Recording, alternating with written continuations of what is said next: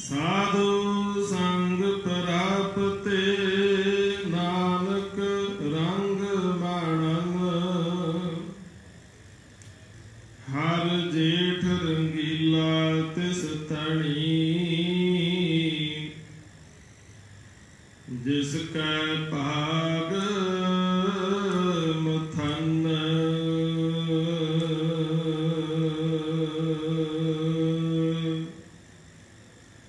ਵਾਹਿਗੁਰੂ ਜੀ ਕਾ ਖਾਲਸਾ ਵਾਹਿਗੁਰੂ ਜੀ ਕੀ ਫਤਿਹ। ਪਰਮ ਸਨਮਾਨਯੋਗ ਚਵਰ ਛਤਰ ਤਖਤ ਦੇ ਮਾਲਕ ਹਾਜ਼ਰਾ ਹਜ਼ੂਰ ਜਹਰਾ ਜਹੂਰ ਸਰਬ ਕਲਾ ਭਰਪੂਰ ਸਮਰੱਥ ਸਤਿਗੁਰੂ ਸ਼੍ਰੀ ਗੁਰੂ ਗ੍ਰੰਥ ਸਾਹਿਬ ਜੀ ਦੀ ਪਾਵਨ ਪਵਿੱਤਰ ਹਜ਼ੂਰੀ ਵਿੱਚ ਜੁੜ ਬੈਠੇ ਗੁਰੂ ਸਵਾਰਿਓ, ਸਤਿਗੁਰਾਂ ਦੀ ਮਹਾਨ ਕਿਰਪਾਲਤਾ ਦੇ ਸਦਕਾ ਨਿਤਾ ਪ੍ਰਤੀ ਦੇ ਤਰ੍ਹਾਂ ਅੰਮ੍ਰਿਤ ਵੇਲੇ ਗੁਰੂ ਕੇ ਚਰਨਾਂ ਵਿੱਚ ਜੁੜ ਬੈਠਣ ਦਾ ਸੁਭਾਗ ਸਮਾਂ ਪ੍ਰਾਪਤ ਹੋਇਆ ਹੈ। ਬਹੁਤ ਹੀ ਸਤਿਕਾਰਯੋਗ ਗੁਰੂ ਘਰ ਦੇ ਕੀਰਤਨੀਏ ਭਾਈ ਗੁਰਮਨਪ੍ਰੀਤ ਸਿੰਘ ਜੀ, ਤਿਨਾਂ ਦੇ ਜਥੇ ਪਾਸੋਂ ਆਪ ਜੀ ਆਸਾ ਕੀ ਵਾਰ ਪਾਵਨ ਬਾਣੀ ਦਾ ਕੀਰਤਨ ਸਰਵਨ ਕਰ ਰਹੇ ਸੀ। ਆਓ ਸਾਧ ਸੰਗਤ, ਜਿਸ ਤਰ੍ਹਾਂ ਸਿੰਘ ਸਾਹਿਬ ਜੀ ਨੇ ਹੁਣੇ ਹੀ ਆਪ ਜੀ ਨਾਲ ਬਚਨ ਸਾਂਝੇ ਕੀਤੇ ਨੇ ਕਿ ਅੱਜ ਜੇਠ ਦਾ ਮਹੀਨਾ ਆਰੰਭ ਹੋਇਆ ਹੈ ਅਤੇ 12ਵਾਂ ਪਾਵਨ ਬਾਣੀ ਦੇ ਅੰਦਰ ਜੇਠ ਦੇ ਮਹੀਨੇ ਦੇ ਪ੍ਰਥਾਏ ਸਤਿਗੁਰੂ ਗੁਰੂ ਅਰਜਨ ਸਾਹਿਬ ਮਹਾਰਾਜ ਜੀ ਨੇ ਜੋ ਪਾਵਨ ਉਪਦੇਸ਼ ਸਮੁੱਚੀ ਮਨੁੱਖਤਾ ਨੂੰ ਬਖਸ਼ਿਆ ਹੈ, ਉਹ ਪਾਵਨ ਸ਼ਬਦ ਆਪ ਜੀ ਨੇ ਸਰਵਨ ਕੀਤਾ ਹੈ। ਆਓ ਇਸ ਪਾਵਨ ਸ਼ਬਦ ਦੇ ਵਿਚਾਰ ਆਰੰਭ ਕਰਨ ਤੋਂ ਪਹਿਲਾਂ ਸਾਰੀਆਂ ਸੰਗਤਾਂ ਬੜੇ ਅਦਬ ਸਹਿਤ ਸਤਿਗੁਰਾਂ ਦੇ ਚਰਨਾਂ ਦੇ ਸੀਸ ਝੁਕਾਉਂਦਿਆਂ ਹੋਇਆਂ ਰਸਨਾ ਨੂੰ ਕਰੋ ਪਵਿੱਤਰ। ਸਾਰੇ ਹੀ ਜਪੋ ਸਤਨਾਮ ਸ੍ਰੀ ਵਾਹਿਗੁਰੂ ਸਤਨਾਮ ਸ੍ਰੀ ਵਾਹਿਗੁਰੂ।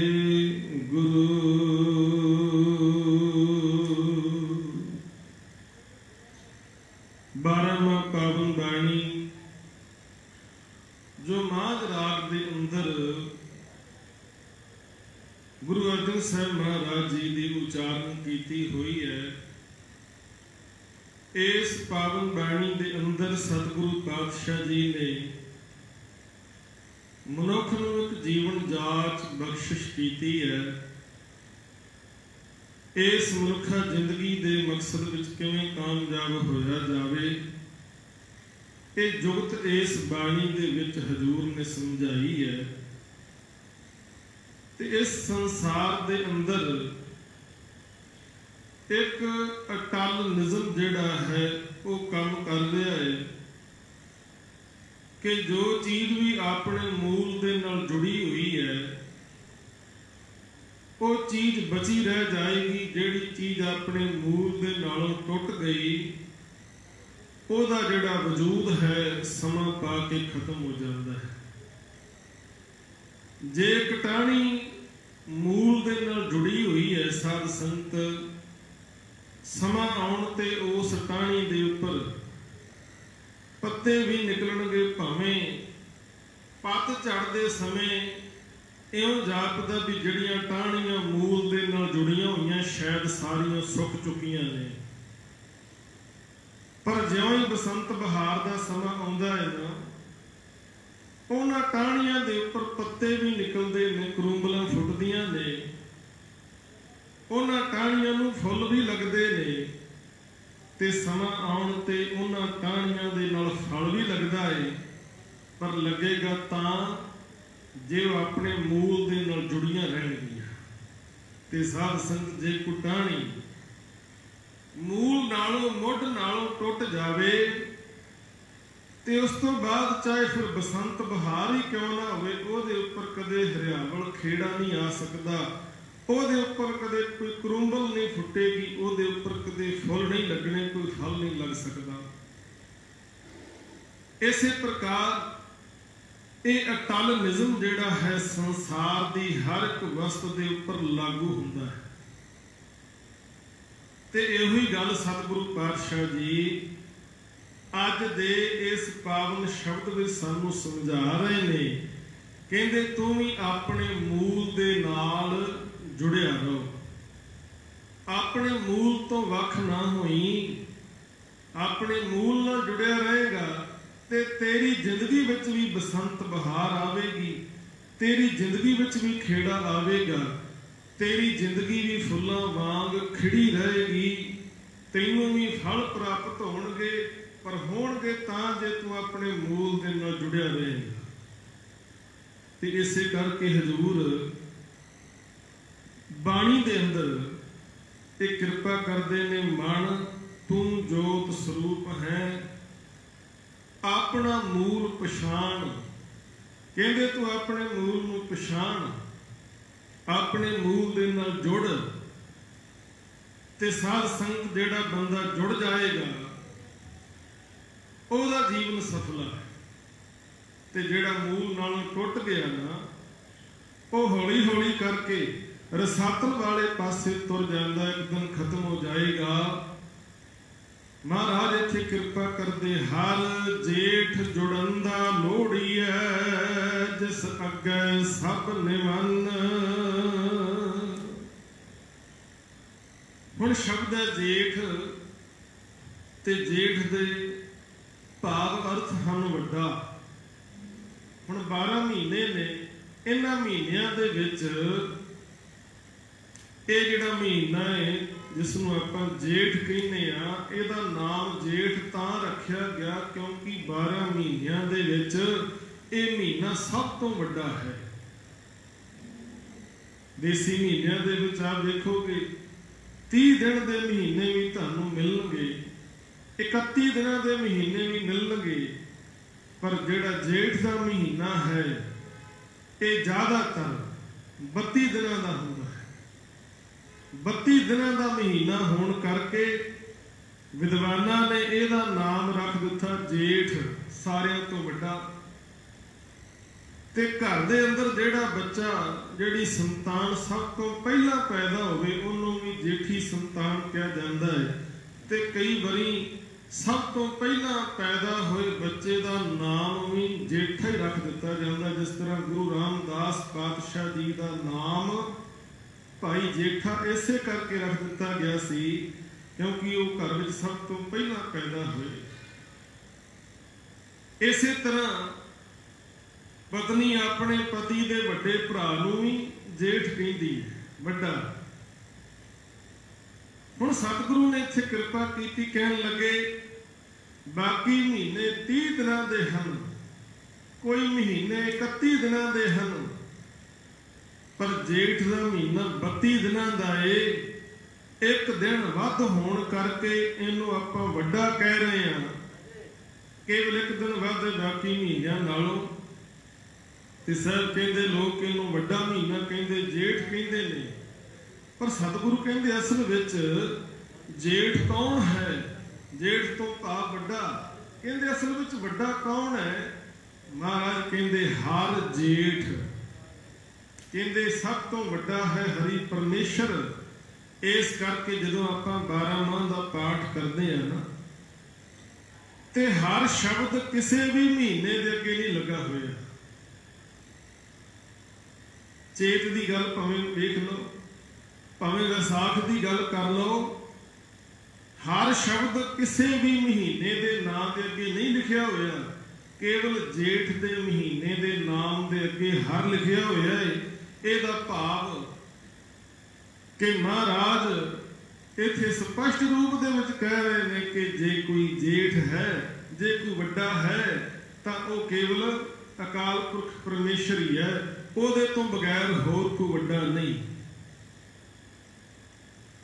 ਬੜੇ ਇਨਸਾਨ ਇਸ ਸੰਸਾਰ ਦੇ ਅੰਦਰ ਆਪਣੇ ਵੱਡਪਣ ਦੇ ਨਾਲ ਆਪਣਾ ਵੱਡਾ ਹੋਣ ਦਾ ਦਾਅਵਾ ਕਰਦੇ ਨੇ ਤੇ ਸਤਿਗੁਰੂ ਉਹਨਾਂ ਇਨਸਾਨਾਂ ਦੀ ਹਾਲਤ ਸਾਡੇ ਸਾਹਮਣੇ ਬਿਆਨ ਕਰਦੇ ਨੇ। ਕਹਿੰਦੇ ਵੱਡਾ ਇੱਕ ਅਕਾਲ ਪੁਰਖ ਪਰਮੇਸ਼ਰ ਹੈ, ਜਿਹਦੀਆਂ ਵਡਿਆਈਆਂ ਕਹਿਣੇ ਤੇ ਕਥਨ ਤੋਂ ਬਾਹਰੀਆਂ ਨੇ। ਕਹਿੰਦੇ ਜਿਹੜੇ ਇਨਸਾਨ ਆਪਣੇ ਆਪ ਨੂੰ ਵੱਡਾ ਵੱਡਾ ਕਹਿੰਦੇ ਨੇ, ਕਹਿੰਦੇ ਚੰਦ ਦਿਨਾਂ ਦੀ ਖੇਡ ਹੈ, ਤੁਸੀਂ ਵੇਖੋਗੇ ਵੱਡੇ ਵੱਡੇ ਇਨਸਾਨ ਵੀ ਕਈ ਵਾਰ ਮੰਗਣ ਲਈ ਮਜਬੂਰ ਹੋ ਜਾਂਦੇ ਨੇ। ਤੇ ਮਹਾਰਾਜ ਕਹਿੰਦੇ ਜਿਹੜੇ ਲੋਕ ਆਪਣੇ ਆਪ ਨੂੰ ਵੱਡਾ ਕਹਿ ਰਹੇ ਨੇ, ਇਹ ਚੰਦ ਦਿਨਾਂ ਦੀ ਵਡਿਆਈ ਕੇਵਲ ਮਾਇਆ ਕਰਕੇ ਹੈ। ਵੱਡੇ ਵੱਡੇ ਜੋ ਦੀਸੇ ਲੋਕ ਤਿਨ ਕੋ ਵਿਆਪੇ ਚਿੰਤਾ ਰੋਗ, ਕੌਣ ਵੱਡਾ ਮਾਇਆ ਵਡਿਆਈ ਸੋ ਵੱਡਾ ਜਿਨ ਰਾਮ ਲਿਵ ਲਾਈ। ਕਹਿੰਦੇ ਵਡਿਆਈ ਮਾਇਆ ਦੀ ਵਡਿਆਈ ਕਰਕੇ ਇਨਸਾਨ ਕਹਿੰਦਾ ਮੈਂ ਬਹੁਤ ਵੱਡਾ ਹਾਂ। ਪਰ ਸਤਿਗੁਰੂ ਕਹਿੰਦੇ ਭਾਈ ਤੂੰ ਜਿੰਨਾ ਮਰਜ਼ੀ ਵੱਡਾ ਬਣ ਜਾ, ਪਰ ਅਕਾਲ ਪੁਰਖ ਪਰਮੇਸ਼ਰ ਦੇ ਸਾਹਮਣੇ ਤੇਰੀ ਕੋਈ ਵੀ ਪਾਇਆ ਨਹੀਂ ਹੈ। ਉਹ ਅਕਾਲ ਪੁਰਖ ਪਰਮੇਸ਼ਰ ਹੀ ਸਭ ਤੋਂ ਵੱਡਾ ਏ, ਉਹਦੇ ਜਿੱਡਾ ਹੋਰ ਕੋਈ ਹੋ ਨਹੀਂ ਸਕਦਾ। ਮਹਾਰਾਜ ਕਹਿੰਦੇ ਨੇ ਏਵਡ ਉੱਚਾ ਹੋਵੇ ਕੋਏ, ਤਿਸ ਉੱਚੇ ਕੋ ਜਾਣੇ ਸੋਏ। ਜਿੰਨਾ ਵੱਡਾ ਉਹ ਆਪ ਹੈ, ਉਹਨਾਂ ਵੱਡਾ ਕੋਈ ਹੋਏਗਾ ਤੇ ਤਾਂ ਹੀ ਉਹਨੂੰ ਜਾਣੇਗਾ। ਕਹਿੰਦੇ ਹਰ ਜੇਠ ਜੁੜਨ ਦਾ ਲੋੜ ਹੀ ਹੈ, ਜਿਸ ਅੱਗੇ ਸਭ ਨਿਵਨ। ਕਹਿੰਦੇ ਉਹ ਹਰੀ ਜੇਠ ਜਿਸ ਦੇ ਅੱਗੇ ਸਾਰੀ ਖਲਕਤ ਝੁਕਦੀ ਹੈ, ਸਾਰੀ ਸ੍ਰਿਸ਼ਟੀ ਜਿਸ ਅੱਗੇ ਝੁਕਦੀ ਹੈ, ਜਿਸ ਦੀ ਤਾਕਤ ਸਮਰੱਥਾ ਅੱਗੇ ਸਾਰਿਆਂ ਦਾ ਸਿਰ ਝੁਕ ਜਾਂਦਾ ਹੈ। ਕਿਉਂਕਿ ਅਕਾਲ ਪੁਰਖ ਬਹੁਤ ਵੱਡਾ ਤਾਕਤਵਰ ਸਮਰੱਥ ਹੈ, ਉਹਦੀ ਤਾਕਤ ਦਾ ਕੋਈ ਅੰਦਾਜ਼ਾ ਹੀ ਨਹੀਂ ਲਾ ਸਕਦਾ। ਅੱਜ ਤੁਸੀਂ ਦੁਨੀਆ ਦੇ ਵਿੱਚ ਵੇਖਦੇ ਹੋ ਹਾਹਾਕਾਰ ਮਚੀ ਹੋਈ ਹੈ, ਕਈ ਲੋਕਾਂ ਨੂੰ ਆਕਸੀਜਨ ਨਹੀਂ ਮਿਲ ਰਹੀ ਤੇ ਜਿਹਨੂੰ ਮਿਲ ਜਾਂਦੀ ਹੈ ਉਹ ਕਹਿੰਦਾ ਸ਼ਾਇਦ ਹੁਣ ਜ਼ਿੰਦਗੀ ਵਿੱਚ ਮੇਰੀ ਜਾਨ ਬਚ ਸਕੇ, ਮੈਨੂੰ ਬਚਣ ਦੀ ਆਸ ਹੋ ਗਈ, ਆਕਸੀਜਨ ਦਾ ਸਿਲੰਡਰ ਮੈਨੂੰ ਮਿਲ ਗਿਆ। ਪਰ ਤੁਸੀਂ ਕਦੇ ਧਿਆਨ ਨਾਲ ਸੋਚੋ, ਇੰਨੀ ਵੱਡੀ ਸ੍ਰਿਸ਼ਟੀ ਦੇ ਅੰਦਰ ਸਾਰੇ ਜੀਵਾਂ ਨੂੰ ਪੂਰੀ ਆਕਸੀਜਨ ਮਿਲ ਸਕੇ, ਸਾਰਾ ਸੰਸਾਰ ਜਿਹੜਾ ਏ ਉਹ ਜੀਵਨ ਜੀ ਰਿਹਾ ਏ, ਇਹ ਸਾਰੇ ਕੁਝ ਨੂੰ ਪ੍ਰਬੰਧ ਨੂੰ ਸੰਭਾਲਣ ਦੀ, ਪ੍ਰਬੰਧ ਨੂੰ ਚਲਾਉਣ ਦੀ ਡਿਊਟੀ ਕਿਹਦੀ ਹੈ? ਅਕਾਲ ਪੁਰਖ ਪਰਮੇਸ਼ਰ ਦੀ। ਇੱਥੇ ਜਿਹੜੇ ਮੁਲਕ ਕਹਿੰਦੇ ਸੀ ਅਸੀਂ ਬਹੁਤ ਵੱਡੇ ਆ, ਜਿਹੜੀਆਂ ਸਟੇਟਾਂ ਕਹਿੰਦੀਆਂ ਸੀ ਅਸੀਂ ਬਹੁਤ ਵੱਡੀਆਂ ਸਟੇਟਾਂ, ਸਮਰੱਥਾ ਅਸੀਂ, ਸਾਡੇ ਕੋਲ ਪ੍ਰਬੰਧ ਬੜੇ ਨੇ, ਅੱਜ ਉਹਨਾਂ ਦੇ ਹੱਥ ਵੀ ਖੜੇ ਹੋ ਗਏ, ਕਹਿੰਦੇ ਸਾਡੇ ਕੋਲ ਕੋਈ ਪ੍ਰਬੰਧ ਨਹੀਂ, ਸਾਡੇ ਕੋਲ ਕੋਈ ਸਾਧਨ ਨਹੀਂ ਹੈ, ਸਾਡੇ ਕੋਲ ਇੰਨੇ ਪ੍ਰਬੰਧ ਨਹੀਂ। ਪਰ ਅਕਾਲ ਪੁਰਖ ਪਰਮੇਸ਼ਰ ਨੇ ਸਾਰੀ ਸ੍ਰਿਸ਼ਟੀ ਪੈਦਾ ਕੀਤੀ, ਕਹਿੰਦੇ ਐਡਾ ਵੱਡਾ ਪ੍ਰਬੰਧ ਉਹਨੇ ਕਾਇਮ ਕੀਤਾ ਹੋਇਆ, ਸਾਰਿਆਂ ਦੀ ਸੰਭਾਲ ਹੋ ਰਹੀ ਹੈ, ਸਾਰਿਆਂ ਨੂੰ ਸਾਹ ਲੈਣ ਲਈ ਜਿਹੜੀ ਜਿਹੜੀ ਚੀਜ਼ ਦੀ ਜ਼ਰੂਰਤ ਮਿਲ ਰਹੀਆਂ ਨੇ। ਕਹਿੰਦੇ ਸਭ ਤੋਂ ਵੱਡਾ ਹੈ, ਸਾਰੀ ਖਲਕਤ ਉਹਦੇ ਅੱਗੇ ਝੁਕਦੀ ਹੈ। ਕਹਿੰਦੇ ਇੱਕ ਬਜ਼ੁਰਗ ਬਾਪੂ ਹਸਪੀਟਲ ਵਿੱਚ ਦਾਖਲ ਹੋਇਆ, ਇੱਕ ਦਿਨ ਉਹਨੂੰ ਆਕਸੀਜਨ ਲਾ ਕੇ ਸਾਹ ਦਿੱਤਾ ਗਿਆ ਬਰੌਡੀ ਰੂਪ ਦੇ ਅੰਦਰ। ਕਹਿੰਦੇ ਬਾਪੂ ਠੀਕ ਠਾਕ ਹੋ ਗਿਆ। ਡਾਕਟਰ ਕਹਿੰਦੇ ਬਾਪੂ ਤੂੰ ਘਰ ਚਲਿਆ ਜਾ ਤੇ ਆਹ ਬਿੱਲ ਜਿਹੜਾ ਏ ਇਹ ਤੂੰ ਕਾਊਂਟਰ ਤੇ ਜਮ੍ਹਾਂ ਕਰਾ ਦੇ, ਇੰਨੇ ਪੈਸੇ। ਜਦੋਂ 13-14 ਹਜ਼ਾਰ ਦਾ ਬਿੱਲ ਬਾਪੂ ਦੇ ਹੱਥ ਵਿੱਚ ਫੜਾਇਆ ਤੇ ਬਾਪੂ ਰੋਣ ਲੱਗ ਪਿਆ। ਉਹ ਡਾਕਟਰ ਕਹਿੰਦੇ ਕੀ ਗੱਲ ਬਾਪੂ ਰੋਣਾ ਕਿਉਂ ਹੈ, ਤੂੰ ਠੀਕ ਠਾਕ ਹੋ ਗਿਆ ਹੈ, ਤੇਰੀ ਉਮਰ ਬੜੀ ਵੱਡੀ ਸੀ, ਤੂੰ 90 ਸਾਲ ਤੋਂ ਉੱਪਰ ਦੀ ਉਮਰ ਭੋਗ ਲਈ ਹੈ, ਠੀਕ ਠਾਕ ਹੈ, ਤੂੰ ਘਰੇ ਜਾ, ਆ ਬਿੱਲ ਉੱਥੇ ਕਾਊਂਟਰ ਤੇ ਜਮ੍ਹਾਂ ਕਰਾ ਦੀ ਪੈਸੇ।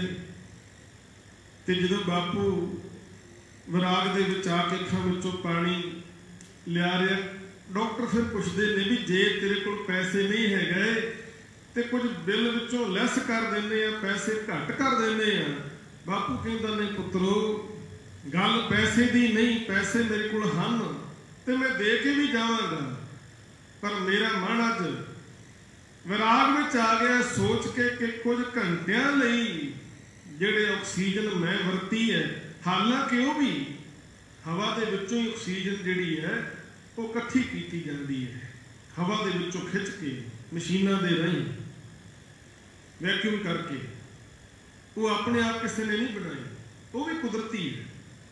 ਕਹਿੰਦਾ ਅੱਜ ਮੈਂ ਕੁਝ ਘੰਟਿਆਂ ਲਈ ਇੱਥੇ ਹਸਪੀਟਲ ਦੇ ਵਿੱਚ ਆਕਸੀਜਨ ਵਰਤੀ ਤੇ ਇੰਨਾ ਬਿੱਲ ਤੁਸੀਂ ਬਣਾ ਕੇ ਮੇਰੇ ਸਾਹਮਣੇ ਧਰ ਦਿੱਤਾ। ਕਹਿੰਦਾ 93 ਸਾਲ ਦੀ ਉਮਰ ਮੇਰੀ ਹੋ ਗਈ ਹੈ, ਕਹਿੰਦਾ 93 ਸਾਲ ਹੋ ਗਏ ਨੇ, ਮੈਂ ਆਕਸੀਜਨ ਵਰਤ ਰਿਹਾ, ਸਾਹ ਲੈ ਰਿਹਾ, ਤੇ ਕਹਿੰਦਾ ਬਾਕੀ ਗੱਲਾਂ ਤੇ ਛੱਡੋ, 93 ਸਾਲ ਆਕਸੀਜਨ ਜਿਹੜੀ ਵਰਤੀ ਸਾਹ ਲਿਆ, ਕਹਿੰਦੇ ਜੇ ਮੈਂ ਉਹਦਾ ਲੇਖਾ ਜੋਖਾ ਕਰਨ ਲੱਗ ਪਵਾਂ ਤੇ ਲੇਖਾ ਮੈਂ ਕਰ ਹੀ ਨਹੀਂ ਸਕਦਾ।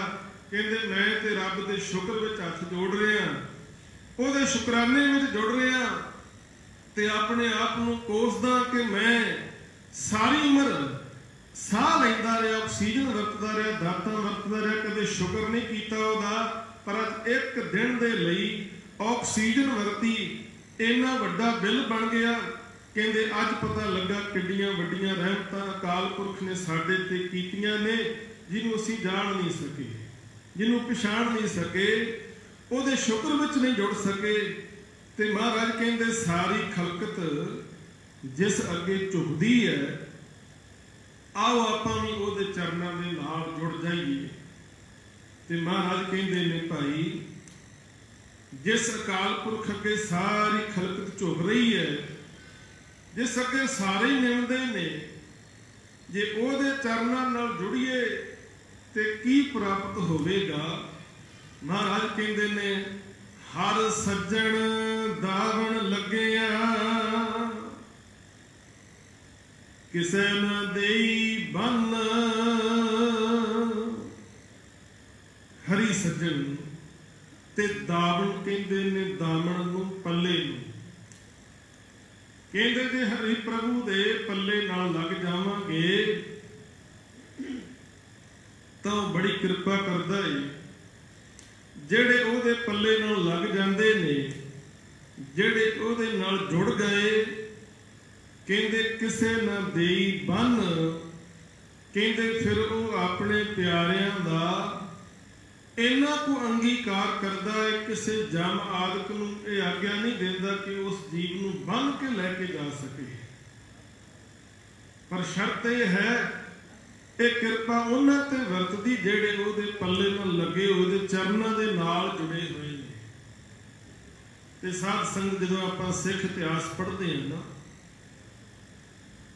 ਸਿੱਖ ਇਤਿਹਾਸ ਦੇ ਅੰਦਰ ਬੜੀ ਪਿਆਰੀ ਇੱਕ ਗਾਥਾ ਆਪ ਜੀ ਨੇ ਬਹੁਤ ਵਾਰੀ ਸਰਵਣ ਕੀਤੀ ਹੋਵੇਗੀ। ਗੁਰੂ ਅਰਜਨ ਸਾਹਿਬ ਮਹਾਰਾਜ ਅਕਾਲ ਪੁਰਖ ਪਰਮੇਸ਼ਰ ਦੇ ਭਾਣੇ ਨੂੰ ਮਿੱਠਾ ਕਰਕੇ ਮੰਨਦਿਆਂ ਹੋਇਆਂ ਦੇਗ ਦੇ ਵਿੱਚ ਉਬਲ ਗਏ। ਤਤੀ ਤਵੀ ਤੇ ਬਹਿ ਕੇ ਤੇਰਾ ਕੀਆ ਮੀਠਾ ਲਾਗੇ ਹਰ ਨਾਮ ਪਦਾਰਥ, ਨਾਨਕ ਮੰਗੈ। ਇਹ ਉਚਾਰਦੇ ਹੋਏ ਮਹਾਰਾਜ ਸ਼ਹਾਦਤ ਦੇ ਜਾਮ ਪੀ ਜਾਂਦੇ ਨੇ।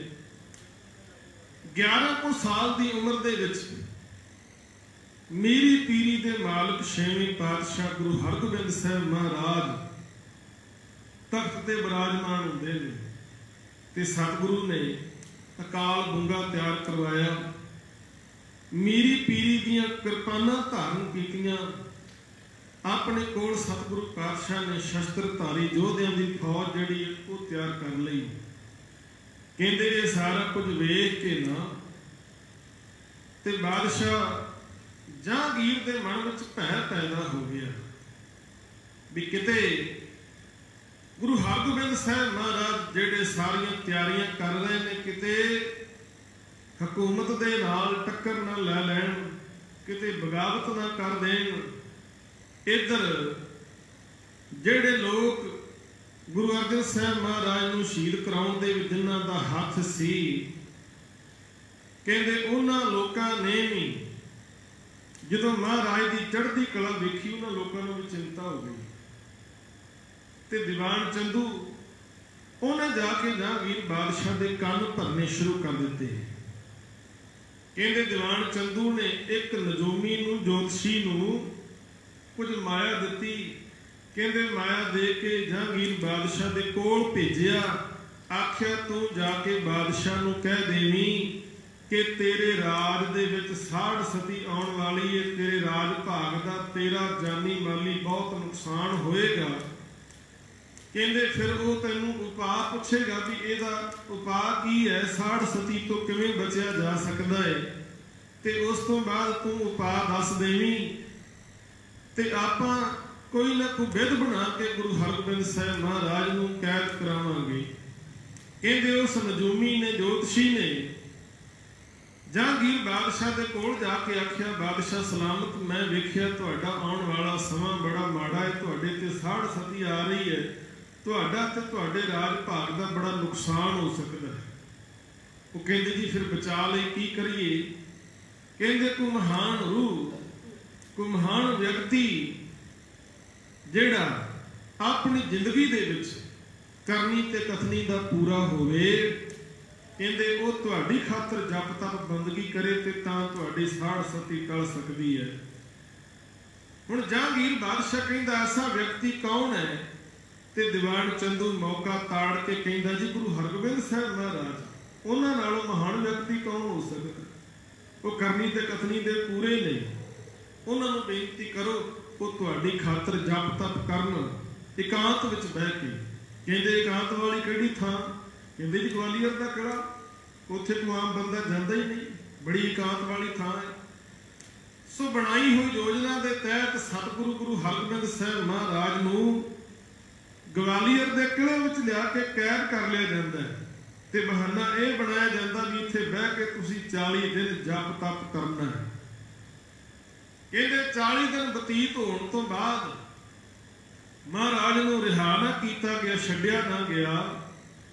ਇੱਧਰ ਸੰਗਤਾਂ ਜਿਹੜੀਆਂ ਸੀ ਗਵਾਲੀਅਰ ਆਉਣੀਆਂ ਸ਼ੁਰੂ ਹੋ ਗਈਆਂ। ਕਹਿੰਦੇ ਸੰਗਤਾਂ ਦੀ ਵਧੇਰੇ ਆਮਦ ਵੇਖ ਕੇ ਬਾਦਸ਼ਾਹ ਨੇ ਮਨ ਵਿੱਚ ਸੋਚਿਆ ਕਿਤੇ ਸਾਰੀ ਸੰਗਤ ਹੀ ਬਗਾਵਤ ਨਾ ਕਰ ਦੇਵੇ। ਇੱਧਰ ਸਿੰਘਾਂ ਨੇ ਸ਼ੇਰ ਦਾ ਭੇਖ ਬਣਾ ਕੇ ਬਾਦਸ਼ਾਹ ਨੂੰ ਰਾਤ ਨੂੰ ਡਰਾਇਆ। ਬਾਦਸ਼ਾਹ ਬੜਾ ਡਰਿਆ, ਆਖਿਆ ਜੀ ਮੈਨੂੰ ਰਾਤ ਨੂੰ ਸ਼ੇਰ ਡਰਾਉਂਦਾ ਹੈ, ਰਾਤ ਨੂੰ ਨੀਂਦ ਨਹੀਂ ਪੈਂਦੀ, ਚਿੰਤਾ ਬੜੀ ਵੱਧ ਗਈ, ਕੀ ਗੁਸਤਾਖੀ ਹੋ ਗਈ ਮੇਰੇ ਕੋਲੋਂ।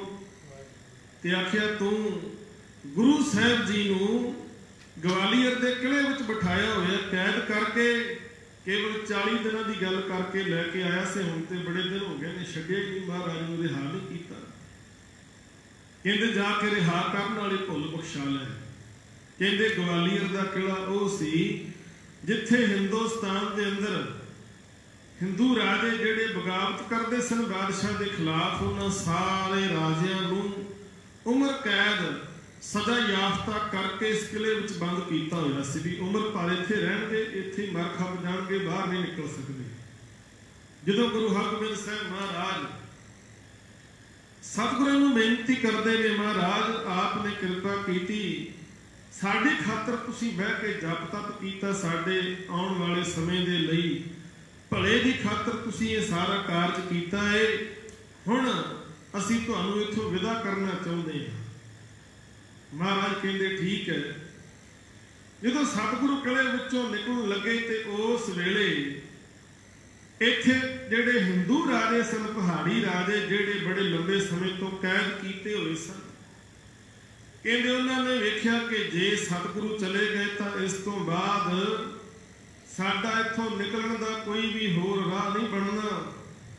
ਅੱਜ ਹੀ ਜੇ ਅਸੀਂ ਯਤਨ ਕਰੀਏ, ਮਹਾਰਾਜ ਦੇ ਚਰਨਾਂ ਦੇ ਵਿੱਚ ਬੇਨਤੀ ਕਰੀਏ, ਸਤਿਗੁਰੂ ਕਿਰਪਾ ਕਰਨਗੇ ਤੇ ਤਾਂ ਸਾਡੀ ਰਿਹਾਈ ਹੋ ਸਕਦੀ ਹੈ। ਹੁਣ ਮਹਾਰਾਜ ਦੇ ਚਰਨਾਂ ਵਿੱਚ ਆ ਕੇ ਬੇਨਤੀ ਕਰਦੇ ਨੇ ਕਿ ਸਤਿਗੁਰੂ ਤੁਹਾਡੇ ਤੋਂ ਬਿਨਾਂ ਸਾਡੀ ਫਰਿਆਦ ਸੁਣਨ ਵਾਲਾ ਕੋਈ ਨਹੀਂ, ਜੇ ਤੁਸੀਂ ਚਲੇ ਗਏ ਤਾਂ ਇਸ ਕਿਲ੍ਹੇ ਵਿੱਚੋਂ ਨਿਕਲਣਾ ਸਾਡੇ ਵਾਸਤੇ ਬੜਾ ਔਖਾ ਹੈ, ਅਸੀਂ ਤਾਂ ਇੱਥੇ ਹੀ ਖੱਪ ਜਾਵਾਂਗੇ, ਪਰ ਜੇ ਤੁਸੀਂ ਕਿਰਪਾ ਕਰਦੇ ਹੋ ਤੇ ਸਾਡਾ ਇੱਥੋਂ ਨਿਕਲਣ ਦਾ ਰਾਹ ਸੁਖਾਲਾ ਹੋ ਜਾਏਗਾ, ਸਾਡੀ ਵੀ ਬੰਦ ਖਲਾਸੀ ਹੋ ਸਕਦੀ ਹੈ। ਤੇ ਸਾਧ ਸੰਤ ਗੁਰੂ ਜਿਹੜਾ ਹੈ ਨਾ, ਬੜਾ ਕਿਰਪਾਲੂ ਹੈ, ਬੜਾ ਬਖਸ਼ੰਦ ਹੈ। ਗੁਰੂ ਪਰਉਪਕਾਰੀ ਹੈ। ਕਹਿੰਦੇ ਮਹਾਰਾਜ ਨੇ ਆਖਿਆ ਠੀਕ ਹੈ ਭਾਈ, ਅਸੀਂ ਤੁਹਾਨੂੰ ਨਾਲ ਹੀ ਲੈ ਕੇ ਜਾਵਾਂਗੇ। ਜਿਸ ਵੇਲੇ ਬਾਦਸ਼ਾਹ ਦੇ ਕੋਲ ਗੱਲ ਪਹੁੰਚੀ ਨਾ, ਤੇ ਬਾਦਸ਼ਾਹ ਨੇ ਆਖਿਆ ਵੀ ਜਿੰਨੇ ਕੈਦੀ ਰਾਜੇ ਸਤਿਗੁਰੂ ਦਾ ਦਾਮਨ ਪਕੜ ਲੈਣ, ਪੱਲਾ ਪਕੜ ਲੈਣ, ਕੋਈ ਬਾਹਰ ਜਾ ਸਕਦੇ। ਇੱਥੇ ਜਦੋਂ ਸਤਿਗੁਰੂ ਦਾ ਪੱਲਾ ਫੜ ਕੇ ਬਾਹਰ ਨਿਕਲਣ ਦੀ ਗੱਲ ਚੱਲੀ, ਤੇ ਕੁਝ ਰਾਜਿਆਂ ਨੇ ਸੋਚਿਆ ਵੀ ਕੁਝ ਕੁ ਬੰਦੇ ਬਾਹਰ ਜਾ ਸਕਦੇ ਨੇ, ਸਾਰੇ ਬੰਦੇ ਤੇ ਮਹਾਰਾਜ ਦਾ ਪੱਲਾ ਨਹੀਂ ਫੜ ਕੇ ਜਾ ਸਕਦੇ। ਕਹਿੰਦੇ ਕਈਆਂ ਦੇ ਮਨ ਵਿੱਚ ਮਾਯੂਸੀ ਛਾ ਗਈ। ਉੱਥੇ ਫਿਰ ਸਤਿਗੁਰੂ ਪਾਤਸ਼ਾਹ ਜੀ ਨੇ ਇੱਕ ਵਿਸ਼ੇਸ਼ ਚੋਲਾ ਤਿਆਰ ਕਰਵਾਇਆ, ਵੱਡੇ ਆਕਾਰ ਦਾ 52 ਕਲੀਆਂ ਵਾਲਾ ਚੋਲਾ, ਤੇ ਸਾਰਿਆਂ ਨੂੰ ਹੀ ਆਪਣਾ ਚੋਲਾ, ਆਪਣਾ ਦਾਮਨ ਫੜਾ ਕੇ, ਆਪਣਾ ਪੱਲਾ ਫੜਾ ਕੇ ਮਹਾਰਾਜ ਨੇ ਕਿਲੇ ਵਿੱਚੋਂ ਰਿਹਾ ਕੀਤਾ। ਮਹਾਰਾਜ ਨੂੰ ਬੰਦੀ ਛੋੜ ਦਾਤਾ ਇਸੇ ਕਰਕੇ ਕਿਹਾ ਜਾਂਦਾ ਹੈ। ਤੇ ਜਦੋਂ ਰਿਹਾ ਕੀਤਾ ਨਾ, ਤੇ ਸਤਿਗੁਰੂ ਪਾਤਸ਼ਾਹ ਜੀ ਕਹਿਣ ਲੱਗੇ ਭਾਈ, ਗੁਰੂ ਦਾ ਬਿਰਧ ਹੈ ਜਿਹੜਾ ਗੁਰੂ ਦਾ ਪੱਲਾ ਫੜ ਲੈਂਦਾ ਹੈ, ਇੱਕ ਵੇਰਾ ਆ ਕੇ ਬੇਨਤੀ ਕਰ ਦੇਵੇ। ਕਹਿੰਦੇ ਸਮਰੱਥ ਗੁਰੂ ਫਿਰ ਸ਼ਰਨ ਪੈਣ ਦੀ ਲਾਜ ਰੱਖ ਲੈਂਦਾ ਹੈ। ਤੇ ਉੱਥੇ ਬਚਨ ਜਿਹੜੇ ਬੜੇ ਪਿਆਰੇ ਕਵੀ ਸੰਤੋਖ ਸਿੰਘ ਚੂੜਾਮਣੀ ਜੀ ਨੇ ਦਰਜ ਕੀਤੇ ਨੇ। ਕਹਿੰਦੇ ਜੇ ਕੋ ਆਰਤ ਕਹੇ ਇੱਕ ਬੇਰਾ, ਸ਼੍ਰੀ ਹਰਗੋਬਿੰਦ ਮੈਂ ਅਬ ਤੇਰਾ। ਕਹਿੰਦੇ ਜਿਹੜਾ ਆਰਤ ਬਣ ਕੇ, ਆਰਤ ਦਾ ਮਤਲਬ ਲੋੜਵੰਦ, ਦੁਖਿਆਰਾ, ਕਹਿੰਦੇ ਇੱਕ ਵਾਰੀ ਆ ਕੇ ਕਹਿ ਦੇਵੇ ਕਿ ਗੁਰੂ ਹਰਗੋਬਿੰਦ ਸਾਹਿਬ ਮੈਂ ਤੇਰਾ ਹਾਂ, ਮੈਨੂੰ ਹੋਰ ਕੋਈ ਸਹਾਰਾ ਨਹੀਂ ਹੈ, ਮੈਂ ਤੇ ਤੇਰਾ ਹੀ ਹਾਂ, ਤੇਰੀ ਸ਼ਰਨ ਵਿੱਚ ਆਇਆ। ਮਹਾਰਾਜ ਜਿਵੇਂ ਤੈਨੂੰ ਚੰਗਾ ਲੱਗਦਾ ਤੂੰ ਰੱਖ ਲੈ। ਜੇ ਕੋ ਆਰਤ ਕਹੇ ਇੱਕ ਬੇਰਾ, ਸ਼੍ਰੀ ਹਰਗੋਬਿੰਦ ਮੈਂ ਅਬ ਤੇਰਾ। ਮਹਾਰਾਜ ਕਹਿੰਦੇ ਨੇ ਭਾਈ ਫਿਰ ਸ਼ਰਨ ਪੈ ਦੀ ਲਾਜ ਮੈਨੂੰ ਰੱਖਣੀ ਪੈਂਦੀ ਹੈ, ਸ਼ਰਨ ਆਏ ਦੀ ਲਾਜ ਮੈਨੂੰ ਰੱਖਣੀ ਪੈਂਦੀ ਹੈ, ਕਿਉਂਕਿ ਗੁਰੂ ਦਾ ਬਿਰਧ ਹੈ। ਤੇ ਮਹਾਰਾਜ ਕਹਿੰਦੇ ਕਿਆ ਗਿਣਤੀ ਹੈ ਇਹਾਂ ਬਚਾਵਣ, ਨਿਕਟ ਨਾ ਦੇਉ ਦੂਤ ਤੇ ਆਵਣ। ਕਹਿੰਦੇ ਮਹਾਰਾਜ ਕਹਿੰਦੇ ਇਸ ਦੁਨੀਆ ਦੀ ਗੱਲ ਤੇ ਛੱਡੋ, ਮੈਂ ਪਰਲੋਕ ਵਿੱਚ ਵੀ ਉਹਦੀ ਬਾਹ ਨਹੀਂ ਛੱਡਦਾ ਜਿਹੜਾ ਇੱਕ ਵਾਰੀ ਆ ਕੇ ਸ਼ਰਨ ਵਿੱਚ ਪੈ ਜਾਂਦਾ ਹੈ, ਜਿਹੜਾ ਇਹ ਕਹਿ ਦਿੰਦਾ ਸਤਿਗੁਰੂ ਮੈਂ ਤੇਰਾ ਹਾਂ। ਤੇ ਮਹਾਰਾਜ ਜੇਠ ਦੇ ਮਹੀਨੇ ਦੇ ਰਾਹੀਂ ਵੀ ਬੇਨਤੀ ਕਰਦੇ ਸਤਿਗੁਰੂ, ਕਹਿੰਦੇ ਹਰ ਸੱਜਣ ਦਾਵਣ ਲੱਗਿਆ ਕਿਸੇ ਨਾ ਦੇਈ ਬੰਨ। ਕਹਿੰਦੇ ਫਿਰ ਉਹਨੂੰ ਕੋਈ ਜਾਮਾਦਕ ਬੰਨ ਕੇ ਲੈ ਕੇ ਨਹੀਂ ਜਾ ਸਕਦਾ। ਮਾਣਕ ਮੋਤੀ ਨਾਮ ਪ੍ਰਭ ਲੱਗੈ ਨਾਹੀ ਸੰਨ। ਹੁਣ ਦੁਨੀਆ ਦੇ ਅੰਦਰ ਜਿਨ੍ਹਾਂ ਦੇ ਕੋਲ ਧਨ ਹੈ, ਰੁਪਇਆ ਪੈਸਾ ਹੈ ਨਾ, ਉਹਨਾਂ ਨੂੰ ਬੜੀ ਚਿੰਤਾ ਹੁੰਦੀ ਹੈ ਕਿ ਕਿਤੇ ਚੋਰੀ ਨਾ ਹੋ ਜਾਵੇ।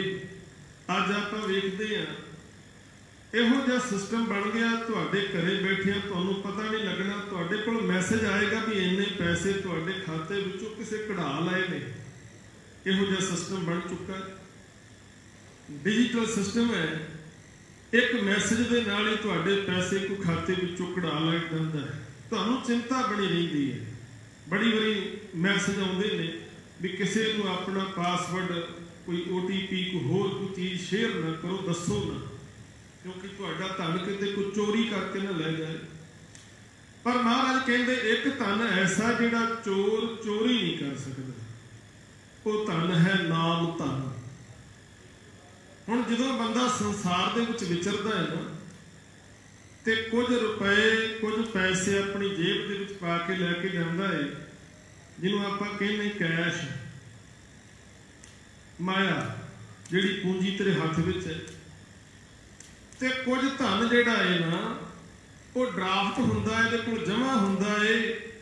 ਹੁਣ ਜਿਹੜਾ ਧਨ ਕੈਸ਼ ਦੇ ਵਿੱਚ ਹੈ ਉਹ ਵੀ ਹੋਣਾ ਜ਼ਰੂਰੀ ਹੈ, ਤੇ ਜਿਹੜਾ ਧਨ ਇਹਦੇ ਕੋਲ ਖਾਤੇ ਵਿੱਚ ਜਮਾ ਹੈ ਉਹ ਵੀ ਹੋਣਾ ਜ਼ਰੂਰੀ ਹੈ।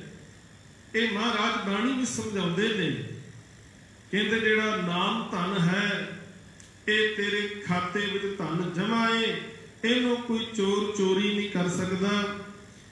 ਨਾਲ ਗੱਲ ਚੱਲੀ ਸੇਵਾ ਦੀ, ਕਹਿੰਦੇ ਸੇਵਾ ਕੀ ਹੈ? ਇਹ ਕੈਸ਼ ਧਨ ਹੈ।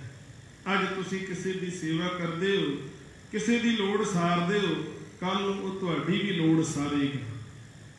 ਤੇ ਇਸੇ ਕਰਕੇ ਮਹਾਰਾਜ ਨੇ ਆਖਿਆ ਦੁਨੀਆ ਦੇ ਵਿੱਚ ਰਹਿੰਦੇ ਆ ਕੀ ਕਰੀਏ, ਵਿੱਚ ਦੁਨੀਆ ਸੇਵ ਕਮਾਈਏ ਤਾਂ ਦਰਗਾਹ ਦਰਸ਼ਨ ਪਾਈਏ।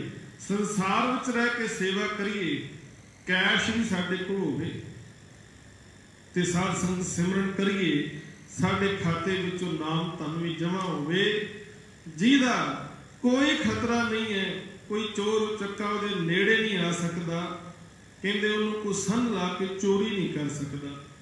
ਤੇ ਜਿਹੜੇ ਵਡਭਾਗੇ ਜੀਵ ਹਰੀ ਜੇਠ ਦੇ ਪੱਲੇ ਨਾਲ ਲੱਗ ਗਏ ਨਾ, ਜਿਨ੍ਹਾਂ ਨੇ ਨਾਮ ਧਨ ਇਕੱਠਾ ਕਰ ਲਿਆ, ਮਹਾਰਾਜ ਕਹਿੰਦੇ ਰੰਗ ਸਭੇ ਨਾਰਾਇਣ ਜੇਤੇ ਮਨ ਪਾਵਨ। ਕਹਿੰਦੇ ਜਿੰਨੇ ਵੀ ਸੰਸਾਰ ਦੇ ਵਿੱਚ ਮਨ ਭਾਉਂਦੇ ਰੰਗ ਤਮਾਸ਼ੇ ਆਪਾਂ ਵੇਖਦੇ ਹਾਂ ਸੰਸਾਰ ਦੇ ਅੰਦਰ, ਕਹਿੰਦੇ ਉਹਨਾਂ ਨੂੰ ਫਿਰ ਚੰਗੇ ਲੱਗਦੇ ਨੇ। ਕਿਉਂ?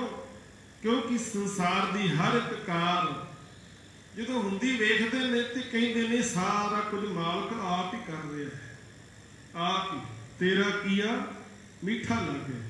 ਉਹ ਮਾਲਕ ਦੀ ਹਰ ਇੱਕ ਰਜ਼ਾ ਨੂੰ ਭਾਣੇ ਨੂੰ ਮਿੱਠਾ ਕਰਕੇ ਮੰਨਦੇ ਨੇ। ਸੰਸਾਰ ਵਿੱਚ ਹੁੰਦਾ ਸਭ ਕੁਝ ਉਹਨਾਂ ਨੂੰ ਫਿਰ ਚੰਗਾ ਲੱਗਦਾ ਏ, ਉਹ ਕਿਸੇ ਵੀ ਗੱਲ ਦਾ ਉਲਾਮਾ ਨਹੀਂ ਦਿੰਦੇ ਪਰਮੇਸ਼ਰ ਨੂੰ। ਜੋ ਹਰ ਲੋੜੇ ਸੋ ਕਰੇ ਸੋਈ ਜੀ ਕਰਨ। ਤੇ ਕਹਿੰਦੇ ਪਰਮੇਸ਼ਰ ਜੋ ਕਰਦਾ ਏ ਉਹਨਾਂ ਨੂੰ ਚੰਗਾ ਲੱਗਦਾ ਹੈ। ਤੇ ਰੱਬ ਦੇ ਪਿਆਰੇ ਵੀ ਫਿਰ ਉਹੀ ਕਰਮ ਕਰਦੇ ਜਿਹੜੇ ਪਰਮੇਸ਼ਰ ਨੂੰ ਚੰਗੇ ਲੱਗਣ, ਜਿਹੜੇ ਰੱਬ ਨੂੰ ਚੰਗੇ ਲੱਗਣ। ਉਹ ਕਰਮ ਕਰਦੇ ਨੇ ਜਿਹਦੇ ਨਾਲ ਪਰਮੇਸ਼ਰ ਦੇ ਘਰ ਪ੍ਰਵਾਨ ਹੋ ਜਾਂਦੇ ਨੇ। ਜੋ ਪ੍ਰਭ ਕੀਤੇ ਆਪਣੇ ਸਈ ਕਈਏ ਧਨ। ਇਹਦੇ ਸੰਸਾਰ ਦੇ ਅੰਦਰ ਸਾਰੇ ਚਾਹੁੰਦੇ ਨੇ ਕਿ ਲੋਕ ਸਾਡੀ ਵਾਹ ਵਾਹ ਕਰਨ, ਚੰਗਾ ਚੰਗਾ ਕਹਿਣ, ਲੋਕ ਸਾਨੂੰ ਧੰਨ ਧੰਨ ਕਹਿਣ। ਪਰ ਮਹਾਰਾਜ ਕਹਿੰਦੇ ਧੰਨਤਾ ਦੇ ਯੋਗ ਉਹੀ ਬੰਦੇ ਨੇ ਜਿਨ੍ਹਾਂ ਨੂੰ ਪ੍ਰਭੂ ਨੇ ਆਪਣੇ ਬਣਾ ਲਿਆ, ਜਿਹੜੇ ਉਹਦਾ ਲੜ ਪਕੜ ਕੇ ਉਹਦਾ ਪੱਲਾ ਫੜ ਕੇ ਉਹਦੇ ਨਾਲ ਜੁੜੇ ਰਹਿੰਦੇ ਨੇ, ਉਹੀ ਧੰਨਤਾ ਦੇ ਯੋਗ ਹੁੰਦੇ ਨੇ।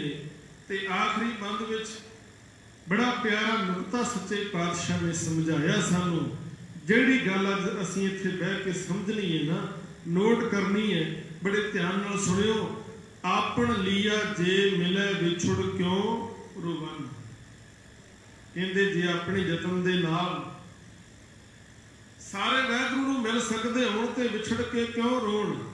ਜੀਵ ਬੜੇ ਯਤਨ ਕਰਦੇ ਨੇ ਪਰਮੇਸ਼ਰ ਦੇ ਮਿਲਾਪ ਦੇ ਲਈ, ਯਤਨ ਬਹੁਤ ਕਰ ਰਹੇ ਨੇ, ਪਰ ਸਾਧ ਸੰਗਤ ਉਹਨਾਂ ਯਤਨਾਂ ਦੇ ਵਿੱਚ ਗੁਰੂ ਦੀ ਮੱਤ ਨਹੀਂ ਹੈ। ਇੱਕ ਗੱਲ ਨੋਟ ਕਰਿਓ, ਗੁਰੂ ਦੀ ਮੱਤ ਨਹੀਂ ਹੈ। ਗੁਰੂ ਦੀ ਮੱਤ ਲਏ ਬਗੈਰ ਆਪਣੇ ਮਨ ਦੇ ਪਿੱਛੇ ਤੁਰ ਕੇ ਮਿਲਾਪ ਲਈ ਬੜੇ ਯਤਨ ਲੋਕ ਕਰ ਰਹੇ ਨੇ। ਕੋਈ ਭੁੱਖਾ ਬੈਠਾ ਹੋਇਆ, ਕੋਈ ਮੋਨੀ ਹੈ, ਮੌਨ ਧਾਰਨ ਕਰਕੇ ਬੈਠਾ, ਕਿਸੇ ਨੂੰ ਵਸਤਰਾਂ ਦਾ ਤਿਆਗ ਕਰਤਾ, ਨੰਗਾ ਤੁਰਿਆ ਫਿਰਦਾ, ਨੂੰ ਪੁੱਛੇ ਕਿ ਐਉਂ ਕਿਉਂ?